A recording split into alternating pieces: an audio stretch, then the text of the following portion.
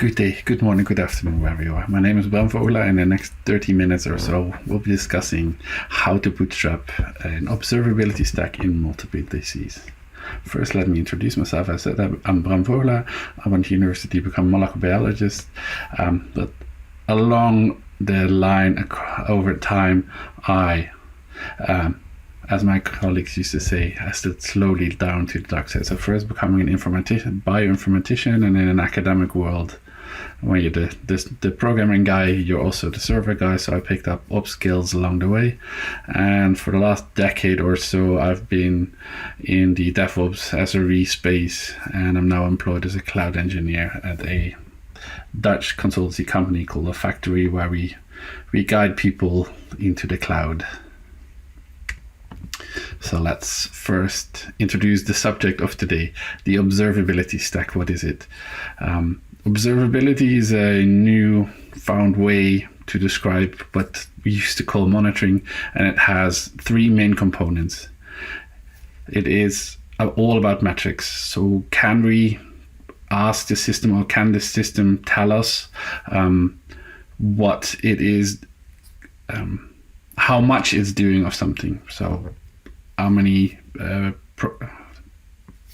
requests is it processing, which is something we then ask the logs, like what is going on, and eventually you can go into tracing, where we can look at the system spending how much time in which component of our system. So if we are in a fairly complicated infrastructure or architecture like microservices, then you don't always know where in the ecosystem of your platform you're spending time. So that's why you want to have tracing in place, so we can start looking at what's going on.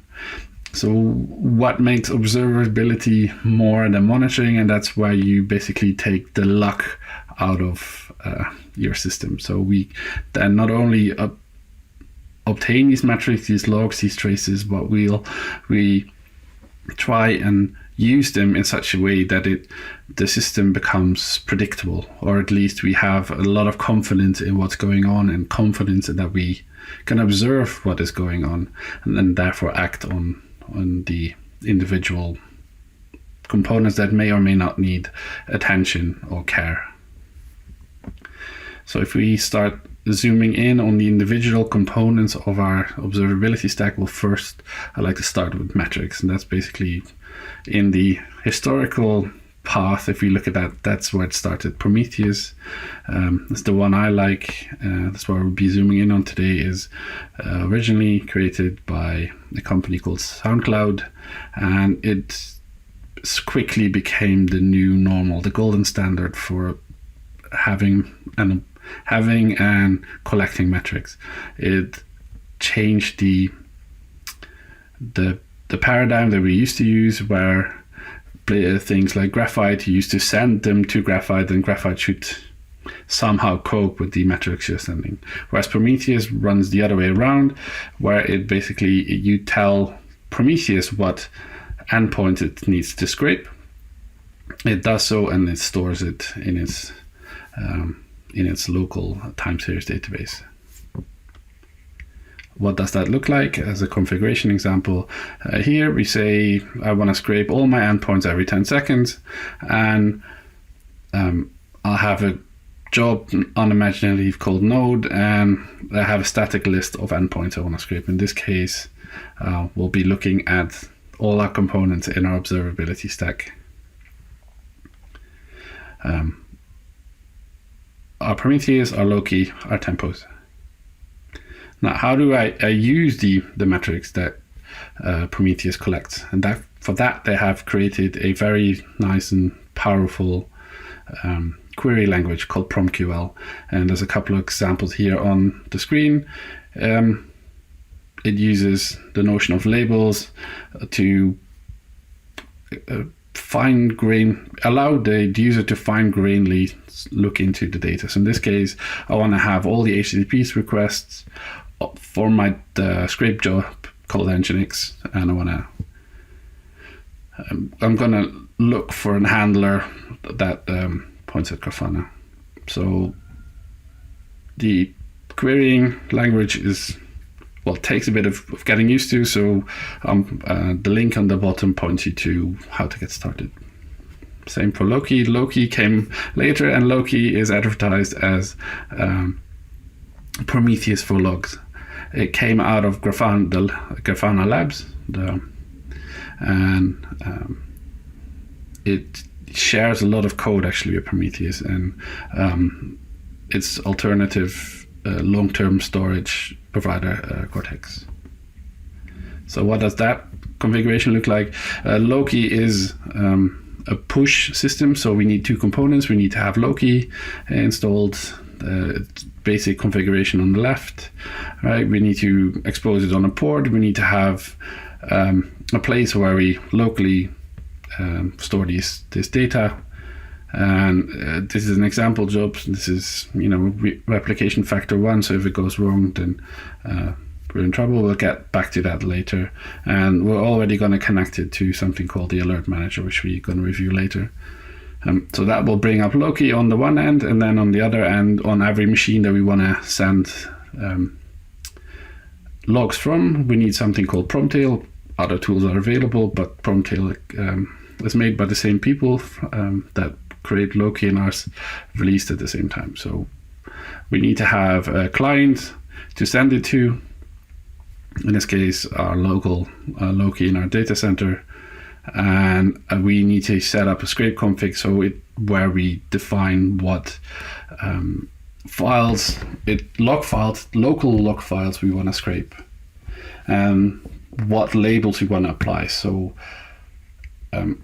why do we want labels? Because Loki also has its own query language. It's called LogQL. It's very familiar to PromQL, and it can also look in the log files based on these labels we apply.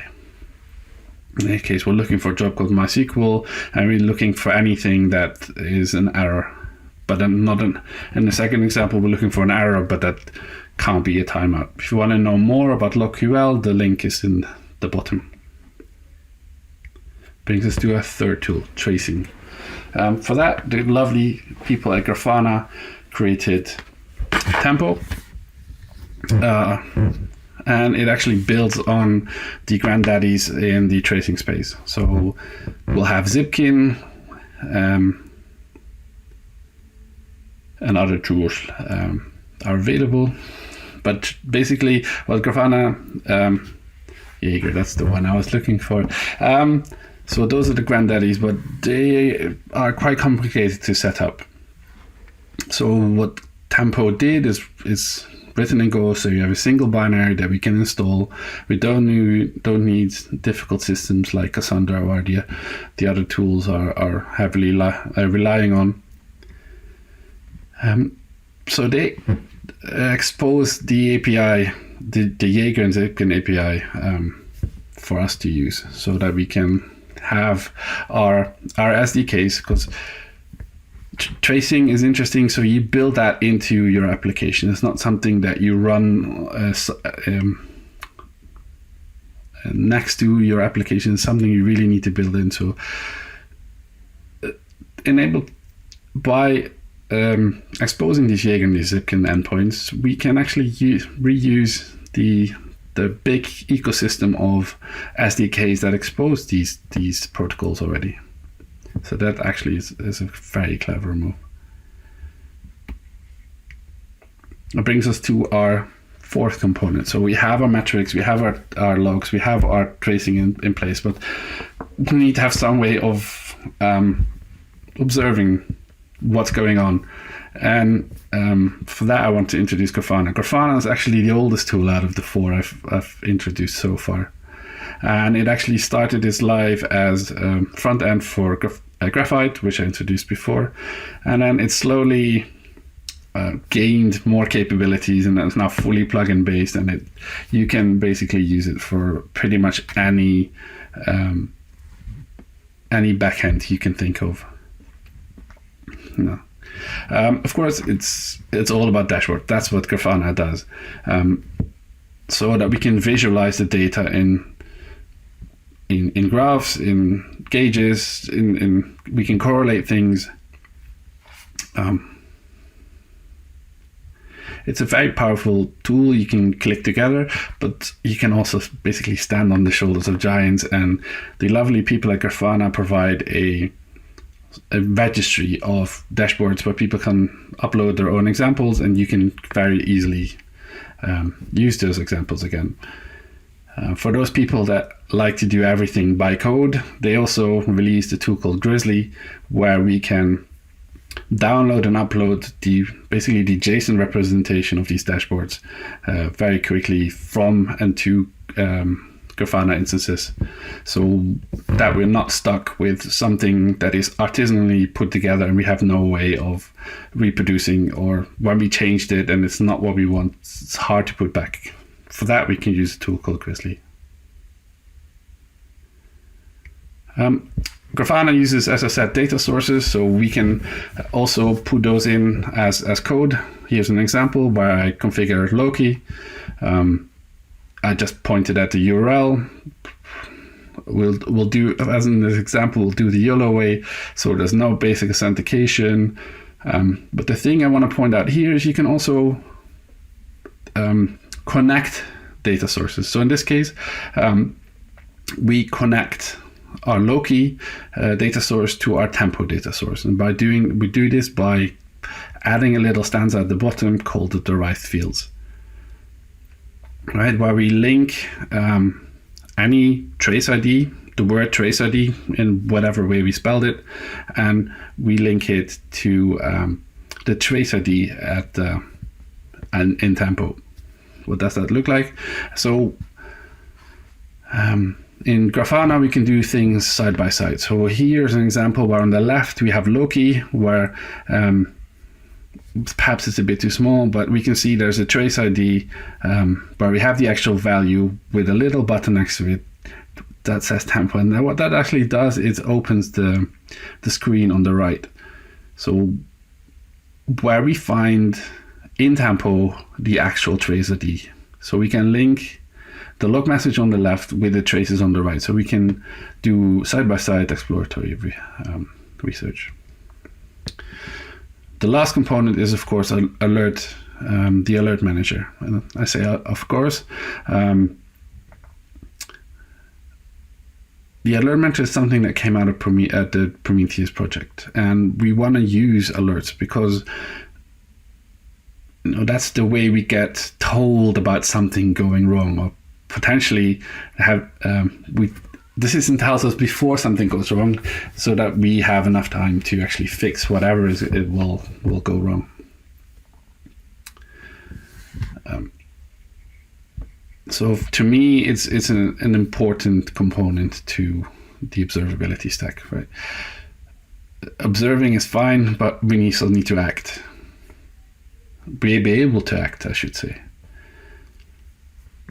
And what that look like, right? Our alerts are in this particular stack. Alerts are also just queries.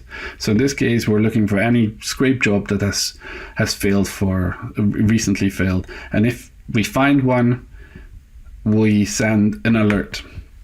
And the beauty of Alert Manager is that so Alert Manager does the actual sending of stuff. So we can send it to Slack, we can send it to any of the PagerDuty type providers. And again, we can stand on the shoulder of giants. We can reuse the lovely people at Awesome Prometheus Alerts. It's basically an open GitHub repository where there's a large collection of pre-existing alerts that we can just simply reuse. So now we have a full observability stack, but why would we have one in a multiple DC, right? So, and that brings me actually to the beginning of the story. So the beginning is somewhere in the middle. That's interesting. So the beginning of the story is last year. The lovely people at OVH Cloud had a big disaster. One of their data centers burned down. Not just one data center burned down, their entire campus burned down.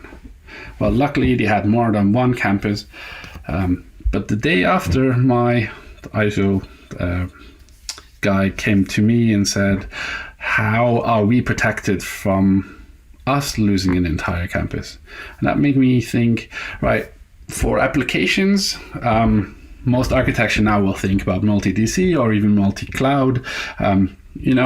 Make sure that we have an architecture that survives failure. But my observability stack is most of the time just in one DC. So I spend some time trying to work out what would be required if we build an observability stack that was equally robust as our applications that we are deploying. So the second half of this presentation, I want to go into how we did that. And for that, there's a couple of ways we could have gone. So we're going to introduce it similar to this, right? We have one, how do I make multiple? And the reason I want multiple, I don't want a stretched one, I want multiples, because if we have we have a failure domain, and the failure domain is our campus. So when the campus we lose a campus, we shouldn't be affected in any other campus we have. We should fail over to that campus or other DC or region or whatever we want to call it, and it should happily continue running there. Right? We don't want something stretched and then half of our application, our platform goes away, and hopefully we'll have enough capacity to keep running that. No, we want two independent DCs, just the way we create our platform, our application platforms. So let's start introducing with the last component I need for this. So I want to introduce HashiCorp Consul, which is an open source service discovery tool where services can announce themselves into this tool, and it also has a built-in key value store. Unfortunately, one of its limitations is this key value store is only available in your own DC. So there's no real replication between the two data centers. In the meantime, it's also gained service mesh capability, so we can actually apply ACLs as well to the services that we are announcing into our service discovery tool. So what does that look like? In this case, I'm creating a local service for our Grafana instance that listens at our localhost 3000.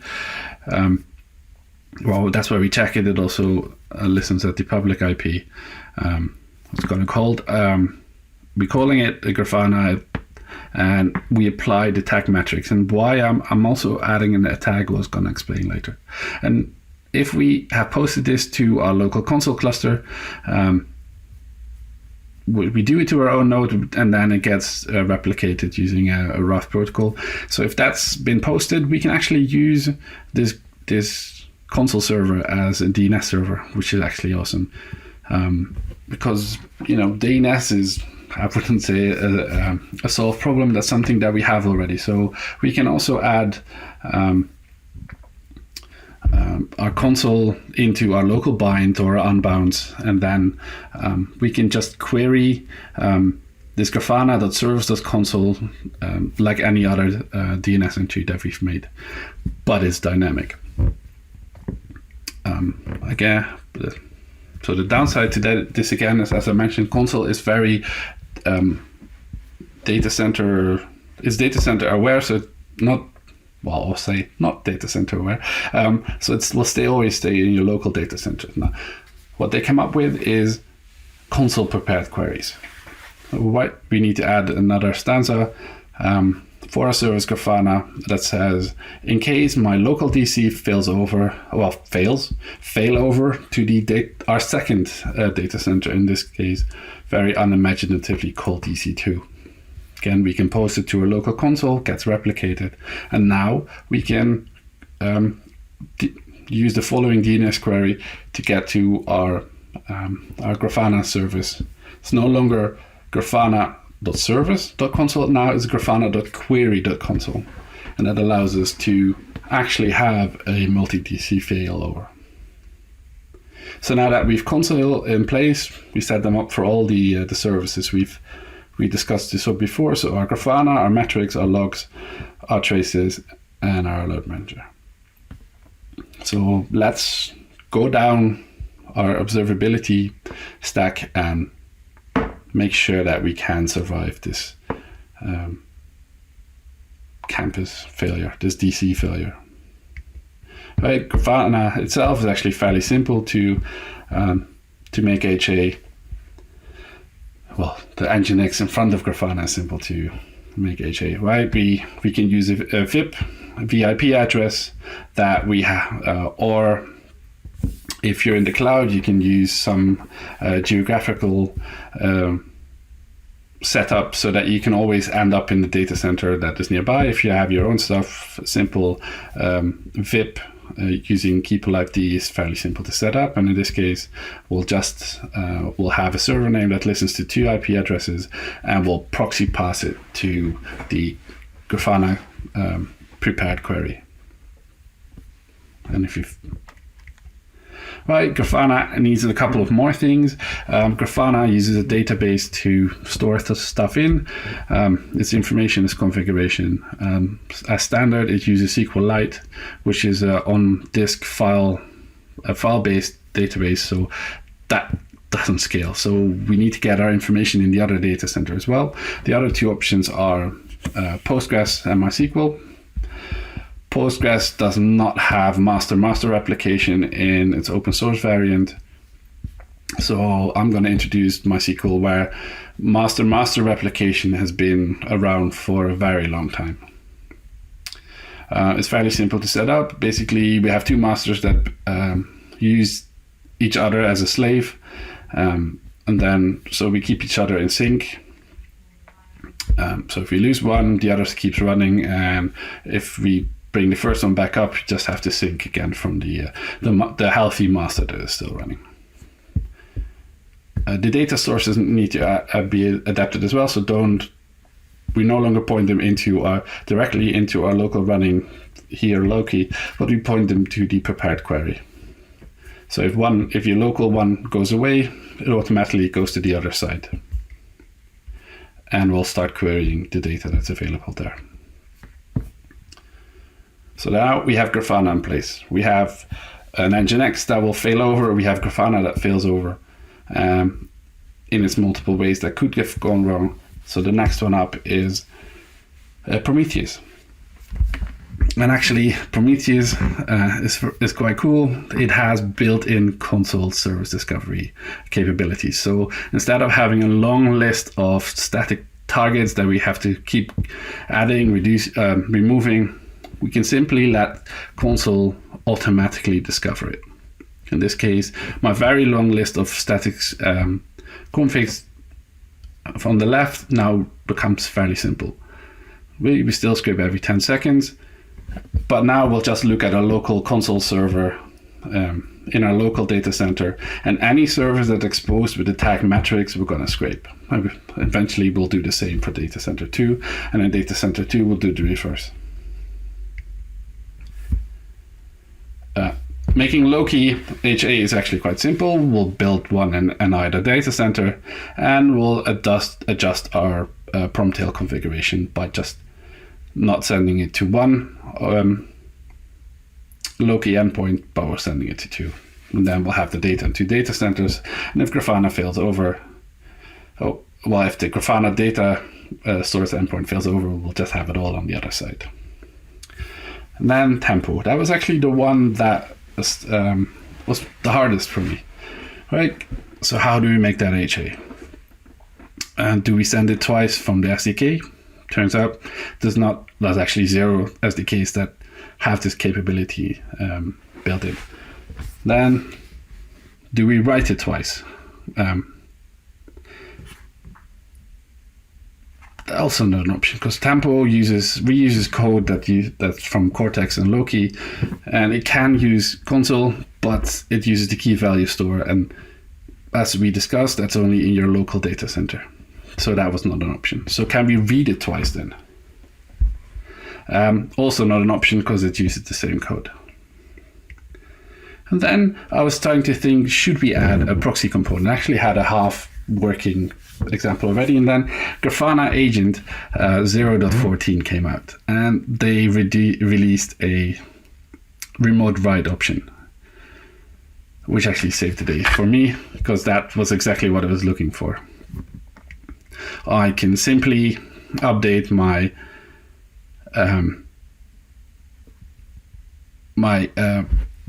I'm introducing a new component. So instead of writing directly into Tempo, we now start writing into Grafana Agent. And in this case, we'll still have the Zipkin receiver, but we'll write to, well, don't store it locally. We'll basically proxy it directly to the Lokis. So we add 2 Lokis here, and please be aware, by the time this presentation goes out, 1.3 is probably out, and then the port will change. So, and then we need to change the Tempo configuration now, which becomes now really simple. Before it was quite long, and now it's simply, we'll have the open metrics, open telemetry, ports open. Please also adjust your firewall, because that's a couple of hours of my life I'll never get back. So now we'll just listening at the gRPC port, which Grafana is sending directly to on both sides. Now, the last component we still need to fix is Alertmanager, which is actually also fairly simple to fix. Right, on the systemd file, we need to add, whatever way you're running Alertmanager, we need to add 2 more parameters that are turning your single Alertmanager into a cluster, and basically you need to advertise it on a new port where all the interaction between all the members of your Alertmanager cluster happens. And on the other end, we'll basically configure Prometheus and our Lokis to simply write to 2 Alertmanagers, and then the Alertmanager ring amongst himself do things like decoupling. So it's actually quite cool. And that brings us hopefully to the end where I've proven that we now can have an observability stack in multiple DCs that can survive failure of an entire DC or campus. The picture below is not complete, but it's the components that we've added to make it highly available. So that brings us to the end of this conversation today. So if you want to discuss more with me, you can email me. If you want to rant online, you can tag me in Twitter. And by the time this presentation goes out, the slide deck should also be uploaded to SlideShare. And if you want to play with this more, there's a Vagrant example that I have that you can play with yourself and try and destroy and see if it survives. So thank you. I'll be around in the chat channels for a while. Thanks for listening. I hope you found it interesting.